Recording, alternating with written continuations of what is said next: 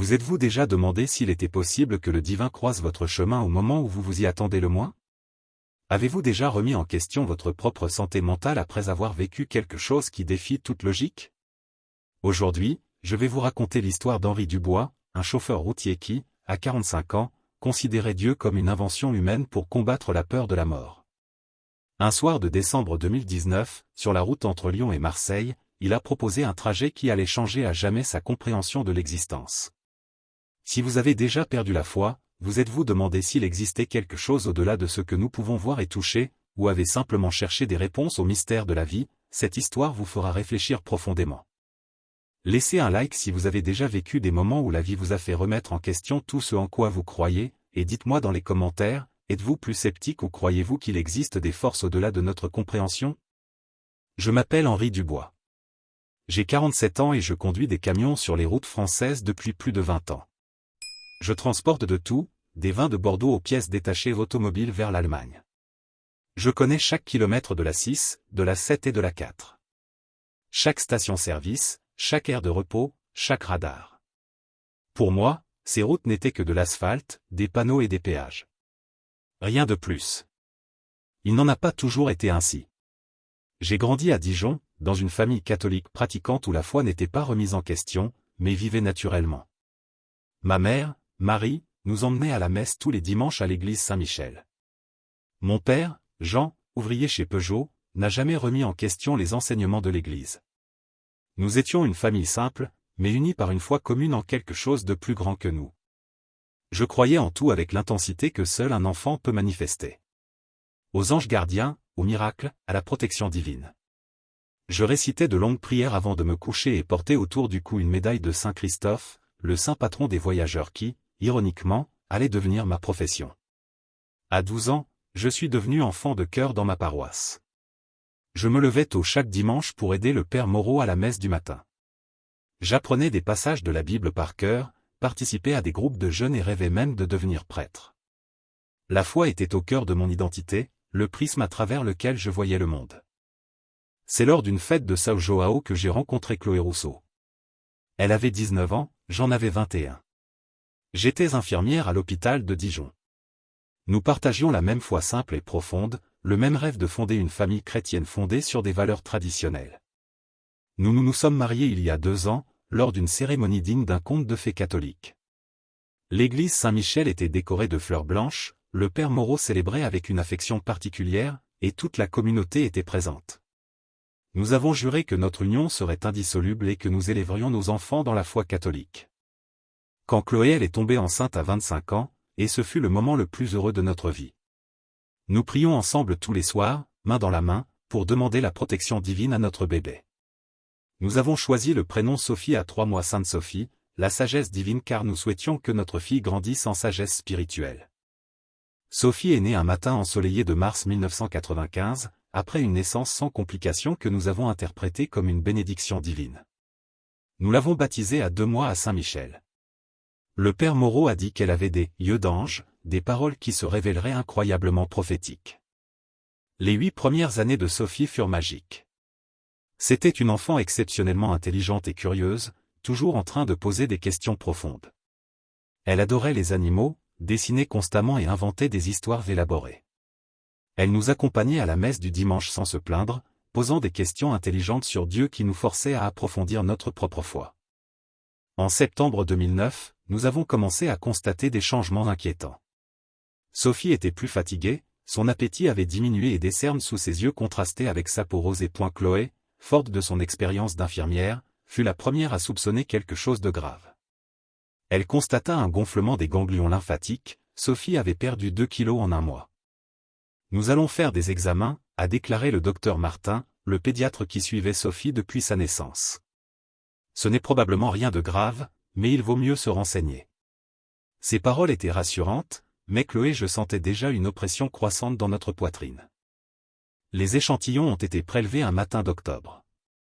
Sophie a fait preuve d'un courage incroyable, tendant son petit bras sans se plaindre. Chloé je lui tenais les autres mains, essayant de transmettre le calme, mais à l'intérieur nos cœurs battaient sauvagement.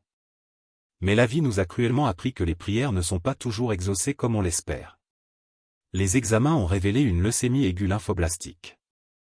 Les mots techniques du docteur Martin ont résonné comme des coups: numération anormale des globules blancs, cellules blastiques, chimiothérapie immédiate. C'est une forme agressive, a poursuivi le médecin, mais nous disposons de protocoles efficaces pour la leucémie infantile. Sophie est forte, ce qui augmente ses chances. Nous lutterons ensemble et j'espère qu'elle sera guérie dans 2 ans. Pendant les 2 années qui ont suivi, notre vie s'est réorganisée autour de l'hôpital de Dijon, séances hebdomadaires de chimiothérapie, hospitalisation fréquente, contrôle mensuel. Chloé sollicité à temps partiel pour accompagner Sophie, j'ai réorganisé mes trajets pour être toujours à proximité les jours de soins. La chambre 237 du service pédiatrique est devenue notre 2e maison. Sophie a décoré les murs de dessins, des princesses chauves portant des foulards colorés. Nous lui avons apporté des jouets et des livres. Chloé, je dormais dans un fauteuil inconfortable, je me relayais le week-end. Nous prions ensemble tous les jours, un chapelet complet le matin, des prières avant les repas, des supplications avant chaque chimiothérapie. Nous demandions l'intercession de tous les saints, Sainte Rita, Saint Jude Thaddée, Sainte Thérèse. Nous participions à des groupes de prière, allumions des bougies et faisions des promesses, notamment des pèlerinages à Lourdes. Voir Sophie perdre ses boucles blondes était bouleversant. Elle se regardait dans le miroir et demandait, d'un ton neutre, « Papa, quand est-ce que mes cheveux vont pousser ?» Je répondais qu'il serait bientôt plus beau, un mensonge pieux de la part d'un père désespéré qui tente de préserver l'espoir de sa fille. Les nuits à l'hôpital étaient éternelles. Chloé épuisée, j'ai dormi quelques heures dans mon fauteuil. Je suis resté éveillé à contempler les lumières de la ville, parlant à Dieu dans un mélange de supplications et de marchandage. Prends-moi tout, ma santé, mes biens, mes années de vie, mais épargne ma fille. Elle est innocente. Il y a eu de véritables moments d'espoir. Sophie s'est fait des amis en pédiatrie, a joué avec d'autres enfants et a organisé des fêtes pour les grands moments de la vie de quelqu'un. Elle a tiré des cartes pour chaque infirmière et s'est souvenue des anniversaires de chacun. Sa résilience m'a impressionné et m'a brisé le cœur. Le stress a commencé à affecter notre mariage. Chloé, il s'en voulait de ne pas avoir remarqué les symptômes plus tôt. Je m'en voulais de ne pas avoir su protéger notre fille. De petites disputes se transformaient en grandes disputes, alimentées par un désespoir mutuel. Sophie est morte un matin gris de mars 2011, après 2 ans de combat. À 10 ans, pesant 28 kilos, après avoir lutté avec un courage qu'aucun adulte n'aurait pu rassembler. À cet instant, lorsque les machines se sont arrêtées, quelque chose en moi est mort avec. Comment un Dieu bienveillant pouvait-il permettre cela? Comment un plan divin pouvait-il inclure la souffrance d'un enfant pur? Où étaient les anges gardiens dans ces nuits de douleur? Toutes les prières, toutes les promesses, toute la foi accumulée, tout semblait vain face à la cruelle indifférence de l'univers. Dans les années suivantes, Chloé, lui et moi nous sommes séparés. Non pas par manque d'amour, mais parce que la douleur était trop grande pour être partagée. Chacun de nous a vécu la perte différemment. Je me suis réfugié sur la route, conduisant jour et nuit sans fin. Le chalet est devenu mon monde. Et dans ce monde, il n'y avait pas de place pour Dieu.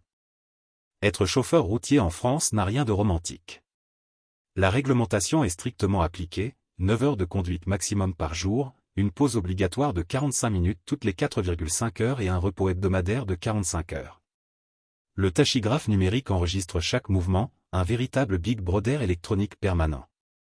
Je transporte principalement des produits chimiques pour Rhône Poulenc et des produits pharmaceutiques pour Sanofi. Cela nécessite une certification ADR renouvelée chaque année, une formation aux situations d'urgence chimique, une assurance de plusieurs millions d'euros et des itinéraires spécifiques approuvés par chaque service.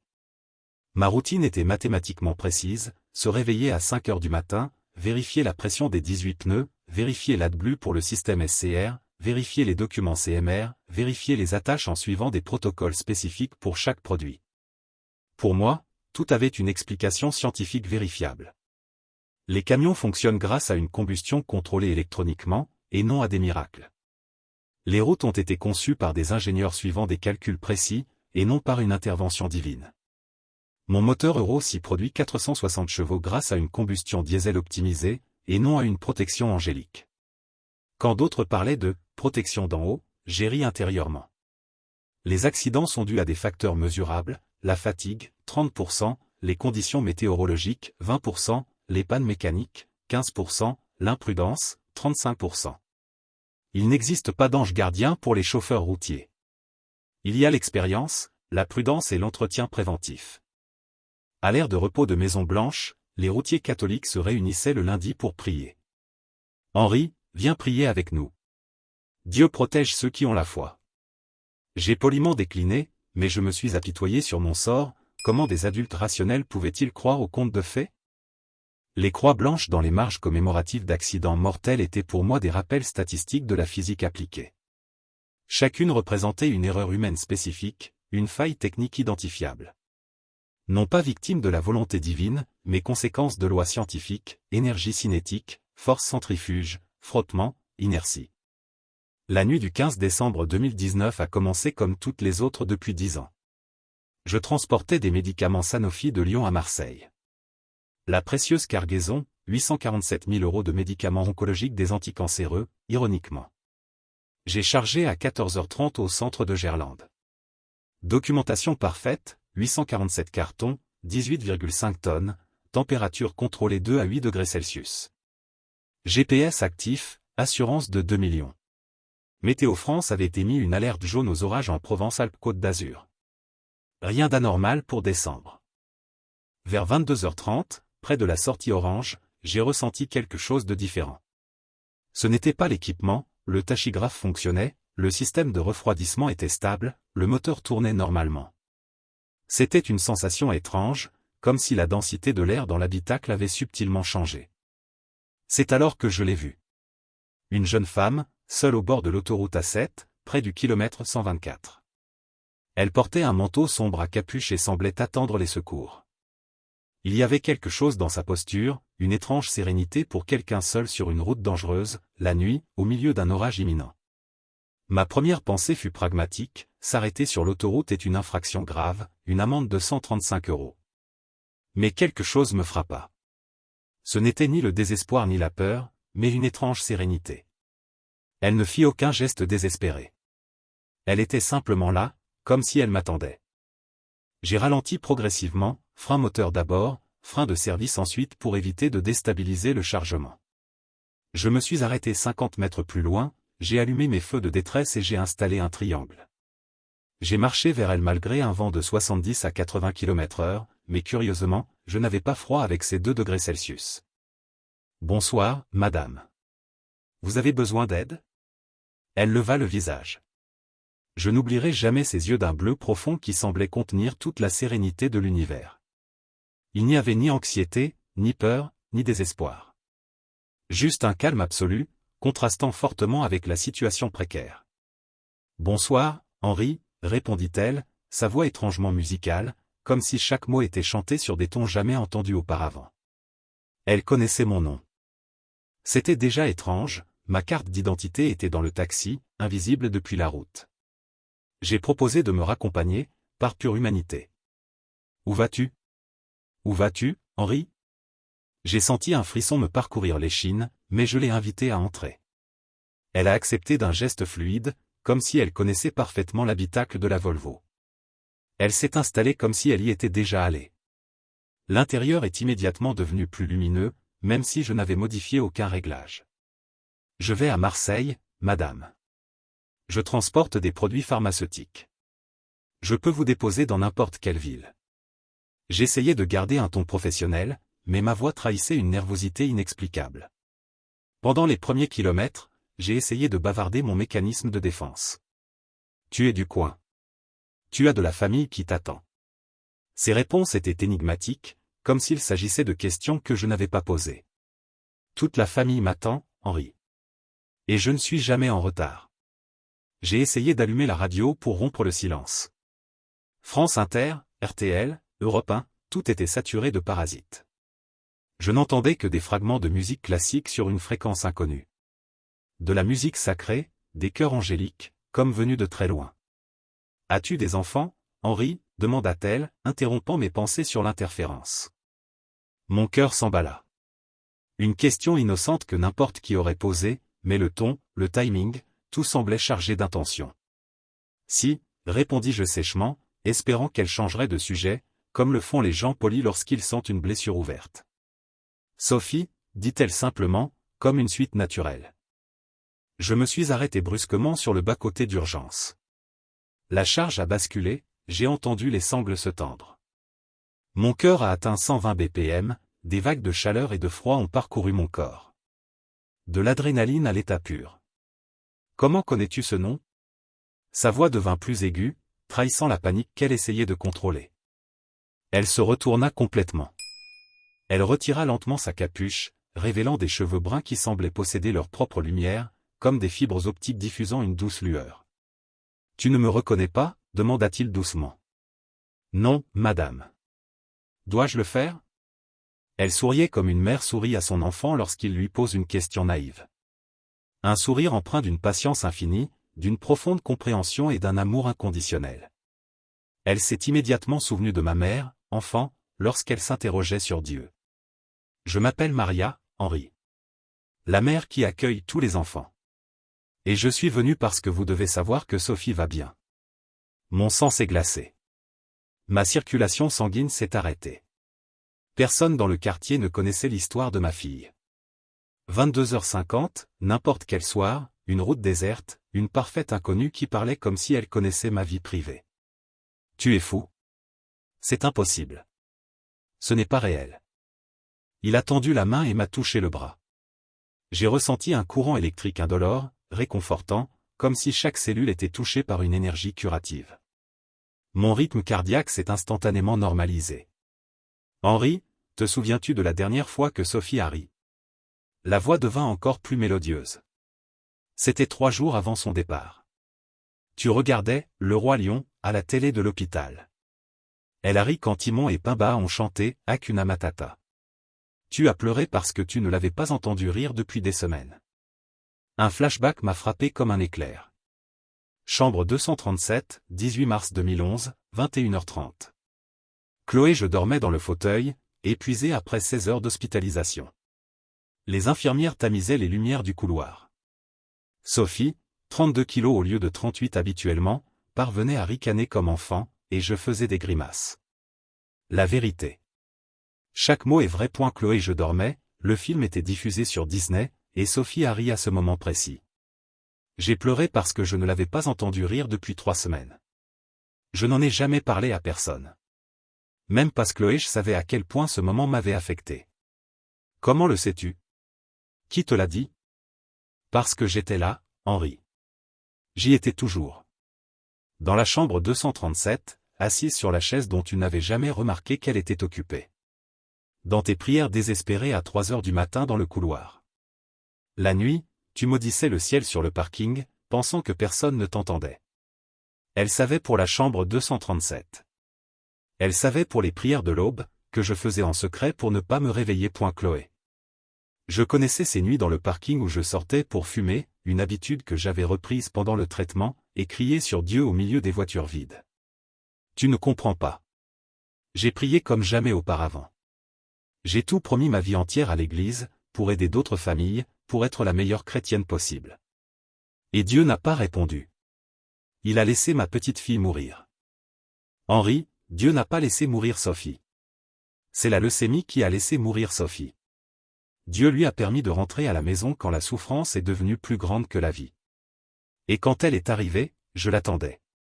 Comme toujours. Elle n'avait pas peur. Au dernier moment, alors que tu dormais épuisé après 72 heures de veille, elle a fermé les yeux ici et les a rouverts là. Dans mes mains. Ça m'a détruite. Sophie était toujours trop empathique pour son âge. À l'hôpital, même si elle souffrait, elle s'inquiétait pour nous plus que tout.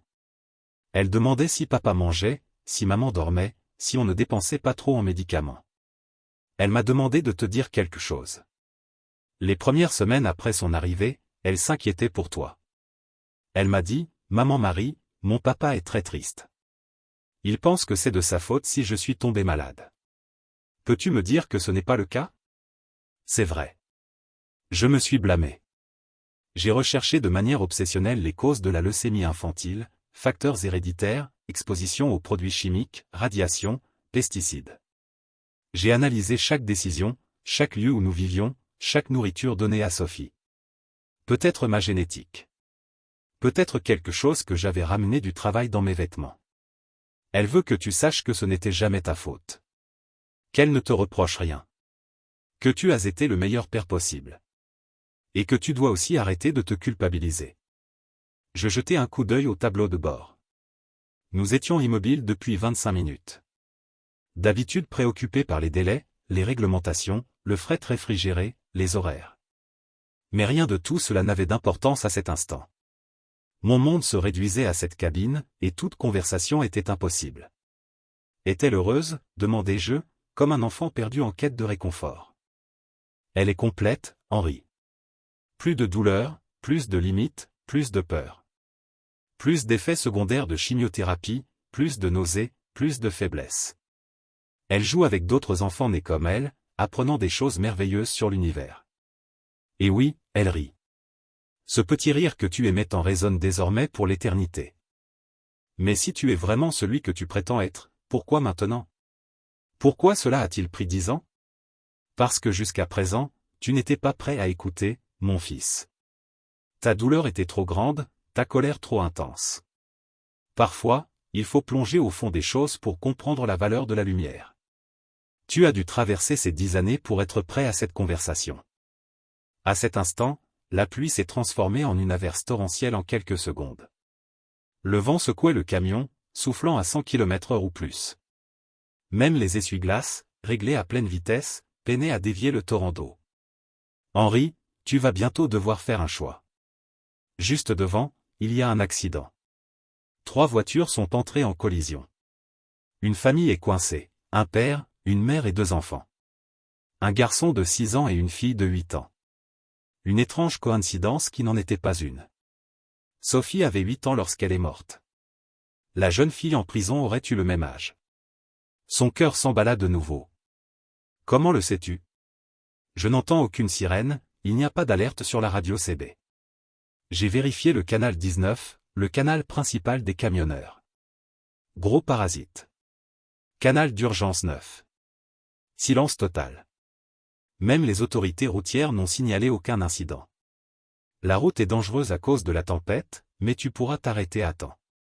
Et tu sauveras les 4 personnes. Je ne suis pas un héros, madame. Juste un chauffeur de camion qui transporte des médicaments. Henri, penses-tu que c'est une coïncidence si tu transportes des médicaments contre le cancer la nuit où tu rencontres la mère de tous les enfants morts du cancer? Son sang se glaça. Elle savait pour la cargaison. Des produits oncologiques Sanofi, des médicaments contre le cancer. La même maladie qui avait tué Sophie. Coïncidence? Ou quelque chose de plus grave? La famille que vous allez sauver, cette fillette de 8 ans est atteinte d'une leucémie en rémission depuis 2 ans. Les médicaments que vous transportez sont les mêmes qui la maintiennent en vie. Vous allez non seulement lui sauver la vie aujourd'hui, mais aussi son avenir. Les pièces d'un puzzle cosmique s'assemblent. Sophie est morte d'une leucémie à 8 ans. Je transporte des médicaments contre le cancer. Une fillette de 8 ans, survivante d'une leucémie, sur le point de mourir dans un accident. Et me voilà, au moment précis, à l'endroit précis, capable de la sauver.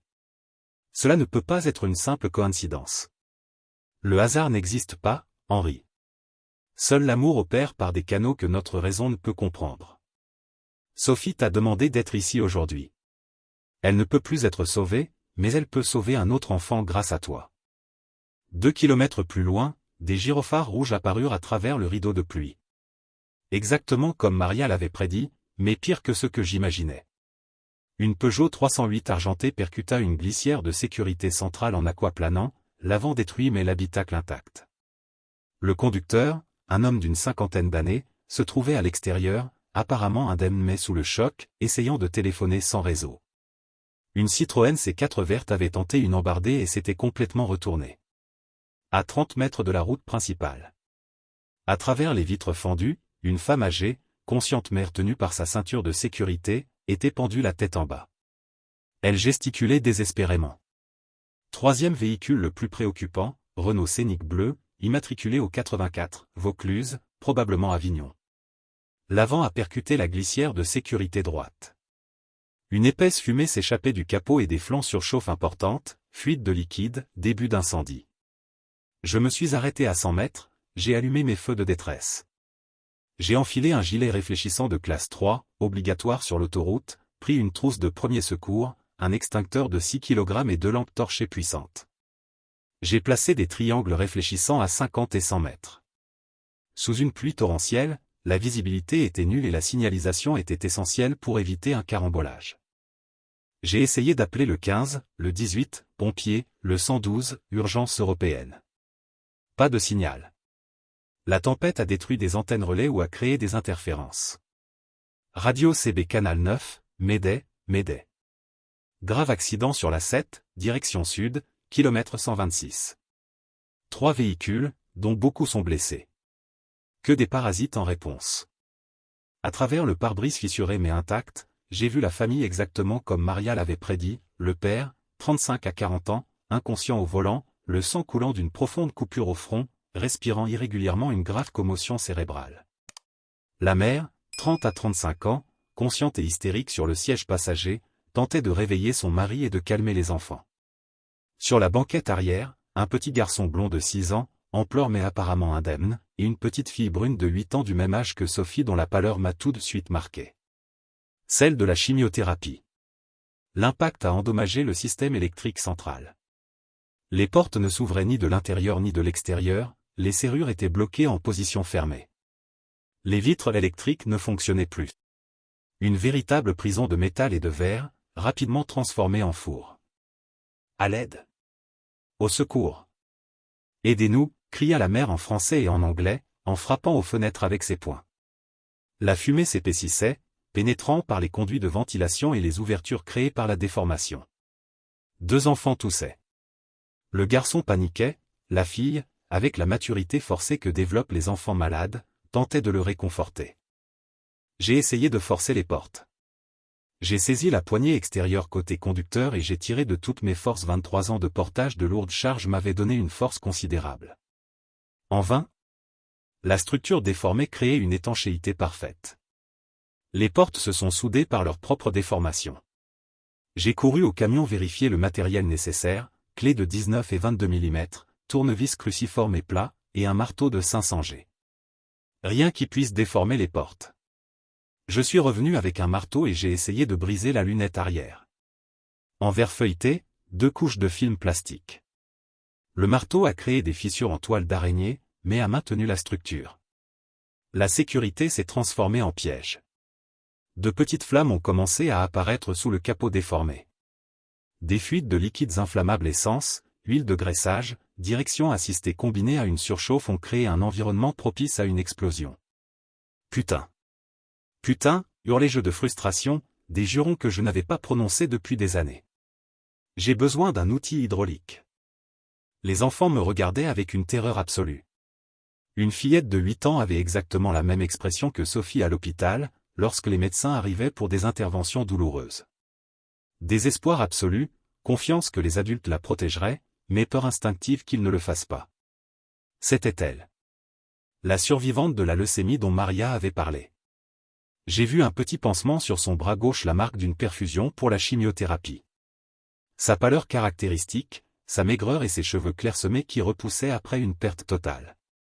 Tous ces signes, je les connaissais bien. Si elle mourait là-bas, ce serait Sophie qui mourrait à nouveau. Tous les soins, les combats, l'espoir de la famille anéanti dans un stupide accident. Elle ne pouvait pas le permettre. C'est dans ce désespoir absolu que j'ai senti une main se poser à nouveau sur mon épaule. Henri, utilise ça. Je me suis retourné. Maria était là, tenant un démonte-pneus qui, j'en étais absolument certain, n'avait jamais été dans le camion. Ce n'était pas un outil ordinaire, une clé à levier chromée de 60 cm, de qualité professionnelle. Exactement ce dont j'avais besoin pour créer une force mécanique suffisante. Où as-tu trouvé ça? Elle sourit simplement avec une sérénité infinie, désignant la voiture en feu. Vas-y, Henri. Ils attendent. Et Sophie est fière. J'ai saisi l'outil sans hésiter. Lourd, parfaitement équilibré et fabriqué en acier forgé de première qualité, je l'ai positionné sur la charnière supérieure de la portière arrière droite, le point de moindre résistance après déformation. J'ai fait levier de toutes mes forces. Rien. Je l'ai repositionné, j'ai pris une grande inspiration, concentré mon énergie et j'ai réessayé. Cette fois, j'ai senti le métal céder. En 3 mouvements précis, j'ai réussi à dégager suffisamment d'espace pour que les enfants puissent sortir. C'était physiquement impossible, la force nécessaire pour plier le châssis déformé de la voiture dépasse largement les capacités humaines normales. Mais c'est arrivé. Vite! Sortez! Rapidement! La fillette de 8 ans, avec la maturité de quelqu'un qui a déjà affronté la vie et la mort, aida son jeune frère à sortir en premier. Allez-y, Pierre!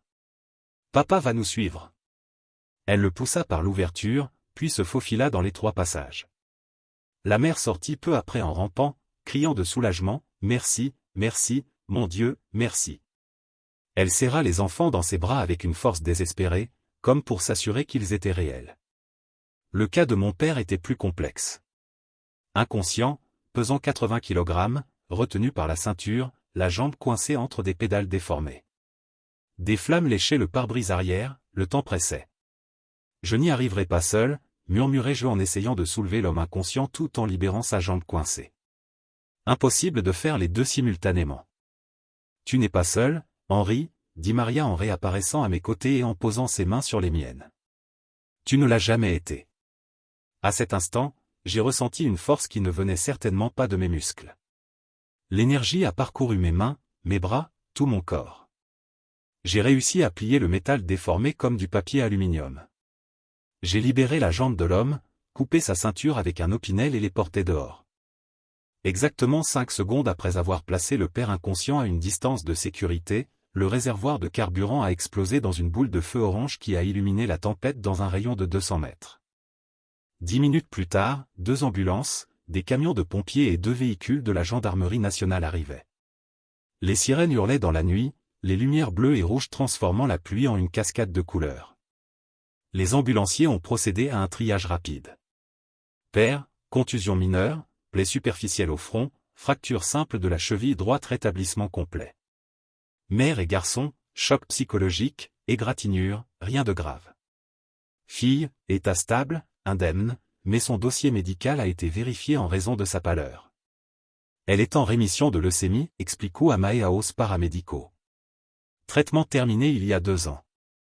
Monsieur, dit le lieutenant-commandant, un homme fort de 50 ans d'expérience, si vous aviez attendu 30 secondes de plus, il serait mort.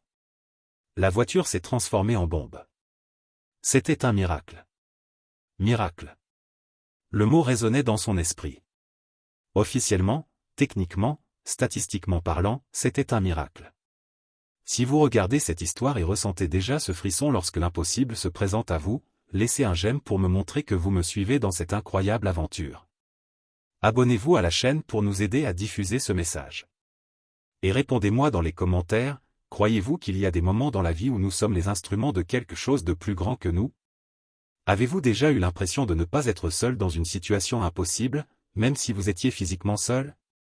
Car ce qui s'est passé ensuite remettra en question tout ce que vous pensez du hasard, du destin et du pouvoir des liens inexplicables. Abonnez-vous à la chaîne et activez la cloche, car cette histoire n'est pas encore terminée et sa fin vous fera questionner la nature même de la réalité. Quand je me suis retourné pour remercier Maria et obtenir des informations pour les autorités, elle avait complètement disparu.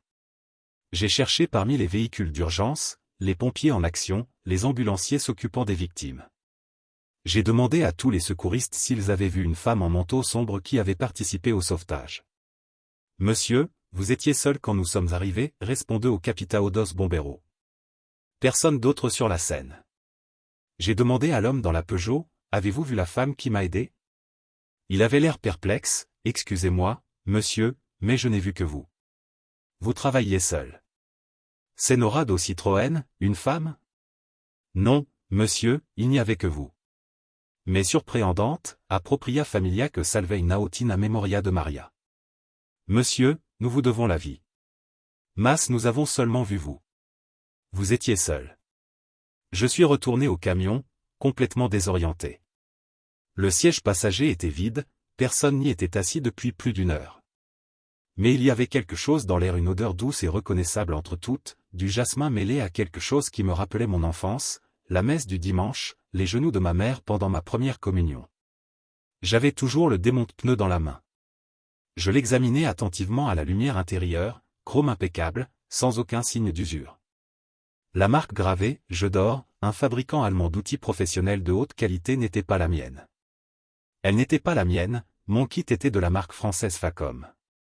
J'ai demandé aux pompiers si cela faisait partie des voitures accidentées. Ce n'était pas le cas. Comme si cela s'était matérialisé de nulle part. J'ai poursuivi ma route vers Marseille en état de choc profond. Mon esprit rationnel cherchait des explications, peut-être Maria était-elle une vraie personne qui avait fui à l'arrivée des autorités. Peut-être étais-je plus fatigué que je ne le pensais, brouillant les détails. Peut-être le stress avait-il altéré ma perception de la réalité. Mais au fond de mon cœur, je savais que quelque chose d'inexplicable s'était produit. Les jours suivants, je n'arrêtais pas de réfléchir. Ce n'était pas une conversion radicale, je suis toujours un homme qui croit en la science, la médecine et l'ingénierie. Mais quelque chose de fondamental a changé dans ma relation au mystère de l'existence. 2 semaines plus tard, je rendais visite à Sophie pour la première fois depuis 3 ans. Non pas pour lui parler, mais pour faire la paix avec mes souvenirs. Pour accepter que certaines questions sont sans réponse, et que l'absence de réponse ne signifie pas qu'il n'y a pas de mystère dans la vie. J'ai soigneusement nettoyé la pierre tombale, enlevé les feuilles mortes accumulées et placé des fleurs fraîches des marguerites, les préférées de Sophie. Pour la première fois depuis 10 ans, je n'ai ressenti aucune colère. Aucune révolte contre Dieu, le destin ou l'injustice cosmique. Je ressentais seulement un désir profond et pur. J'ai recommencé à fréquenter Saint-Michel. Non pas comme un garçon croyant aveuglément, ni comme un homme rebelle qui rejetait tout. Mais comme quelqu'un qui comprend qu'il y a de la place pour le doute dans la foi, et pour la foi dans le doute. Le père Moreau, aujourd'hui âgé de 78 ans, m'a accueilli sans surprise. Henri, je savais que tu reviendrais un jour. Non pas parce que tu as découvert la preuve de l'existence de Dieu, mais parce que tu as appris à vivre avec l'absence de preuve. Père, je ne sais pas si je vais encore y croire. Mon fils, le doute n'est pas le contraire de la foi. Il en fait partie. La foi sans questionnement est du fanatisme. Le questionnement sans ouverture au mystère est de l'arrogance. Mon attitude sur la route a radicalement changé. J'ai commencé à m'arrêter plus souvent pour aider les autres conducteurs en difficulté. Non pas par une nouvelle obligation religieuse, mais parce que j'ai compris que nous sommes tous des voyageurs sur le même chemin, ayant parfois plus besoin les uns des autres que notre autonomie moderne ne le laisserait entendre. 3 mois après l'expérience, j'ai eu le courage de contacter Chloé lorsque nous nous sommes rencontrés au Café de la République. J'ai immédiatement reconnu ses yeux verts, même s'ils étaient devenus plus ridés. 10 ans nous avaient tous deux changé, mais l'amour qui nous unissait était toujours palpable, transformé en tendresse mature. Henri, tu as l'air différent. Plus serein. Claire, je dois te demander pardon. Non seulement pour la fin de notre mariage, mais aussi pour avoir laissé la douleur me transformer en une personne amère, fermée à tout sauf à ma colère. Elle me prit la main. Henri, nous avons tous les deux vécu la perte de la pire des manières. Chacun de nous s'est enfermé dans son propre chagrin. Personne n'est à blâmer. Tu sais, je ne te l'ai jamais dit, mais j'ai aussi vécu des expériences étranges après le départ de Sophie. Des rêves très vivants où elle apparaît sous les traits d'une belle adolescente, me disant qu'elle va bien. Je me réveillais toujours avec l'odeur du jasmin dans ma chambre. Mon cœur s'emballa. Du jasmin. La même odeur que j'avais sentie dans la cabine. J'ai raconté toute l'histoire à Chloé. Maria sur la route, connaissance impossible de notre vie, sauvetage miraculeux, disparition inexplicable. Chloé, il m'a écouté sans m'interrompre, sans scepticisme, mais aussi sans enthousiasme excessif. Henri, je ne sais pas si ce que tu as vécu était réel, physiquement, ou si c'était ton esprit qui cherchait à guérir de vieilles blessures. Mais je sais que tu es redevenu l'homme que j'ai connu et aimé. Nous sommes allés rendre visite à Sophie ensemble. Chloé, elle a confirmé qu'elle y allait tous les jeudis, comme Maria l'avait dit. Nous avons prié ensemble, elle avec une foi renouvelée, moi avec un doute respectueux, et avons parlé de notre fille non pas comme d'une tragédie, mais comme du cadeau que nous avions reçu pour ses 8 ans. Nous ne sommes pas encore réunis en tant que couple romantique, 10 ans et de profondes cicatrices ne peuvent être effacées par la conversation. Mais nous avons fait la paix avec le passé, avec les décisions que nous avons prises, avec la façon dont nous avons géré la plus grande perte qu'un parent puisse subir. Aujourd'hui, je continue de parcourir les mêmes routes françaises. Je continue de transporter les mêmes charges, de suivre les mêmes réglementations et de respecter les mêmes temps de repos. La différence fondamentale, c'est que je vois désormais les routes comme des chemins où les histoires se croisent, où les vies se touchent, où l'inexplicable peut survenir quand on s'y attend le moins. J'ai recommencé à porter la médaille de Saint-Christophe sur mon tableau de bord. Non pas comme une amulette magique conférant une protection surnaturelle, mais comme un rappel symbolique qu'il existe quelque chose de plus grand que ma compréhension individuelle dans ce voyage. Cela pourrait être Dieu au sens traditionnel du terme, cela pourrait être l'univers conscient, cela pourrait simplement être le lien mystérieux entre tous les êtres humains. Le démonte-pneu d'or qui a sauvé 4 vies est toujours conservé chez moi dans une boîte spéciale. Je n'ai plus jamais eu besoin de m'en servir et je n'ai jamais rencontré de situation similaire. Mais il demeure là, preuve tangible que tout ce qui existe ne peut être catalogué, expliqué et archivé par la raison pure. Ceux d'entre vous qui ont suivi mon histoire jusqu'ici se demandent peut-être, Marie était-elle vraiment la mère de Jésus? Était-elle un ange? Était-elle une personne ordinaire dotée d'un savoir impossible? Était-elle la projection psychologique de mon besoin désespéré de trouver un sens à la douleur? Honnêtement, je ne sais pas scientifiquement, l'expérience que j'ai vécue pourrait avoir plusieurs explications rationnelles, un syndrome de stress post-traumatique se manifestant des décennies plus tard, des hallucinations causées par une fatigue extrême, des coïncidences extraordinaires interprétées de manière mystique par un esprit en quête de sens. Mais les faits sont vérifiables, Maria connaissait des détails précis sur Sophie que moi seul connaissais. Chambre 237, Dernier rire, film que nous avons regardé, position de Chloé dormir. Des informations qui ne figurent pas dans les dossiers médicaux, que je n'ai jamais partagées, qui n'ont pas pu être déduites ou recherchées. Puis-je être honnête? Une partie de moi aimerait avoir la certitude absolue d'avoir trouvé la Vierge Marie. Ce serait réconfortant d'avoir la preuve irréfutable qu'il y a une vie après la mort, que Sophie est saine et sauve, qu'il y a un sens cosmique à la souffrance humaine. Mais une autre partie de moi, formée par des décennies de réflexion rationnelle, résiste à tirer des conclusions définitives fondées sur une expérience subjective, aussi intense soit-elle. Et curieusement, cette tension entre certitude et doute ne me dérange plus. J'ai appris à vivre avec. Ce que je peux dire avec certitude, c'est que, quelle que soit la véritable nature de Marie, cette rencontre a fondamentalement changé mon rapport à l'existence. Elle ne m'a pas rendu religieux au sens conventionnel du terme, mais elle m'a ouvert au mystère. Elle ne m'a pas apporté de réponse définitive, mais elle m'a appris que vivre sans réponse définitive ne doit pas être source de désespoir. La famille que j'ai sauvée m'envoie des cartes de Noël chaque année.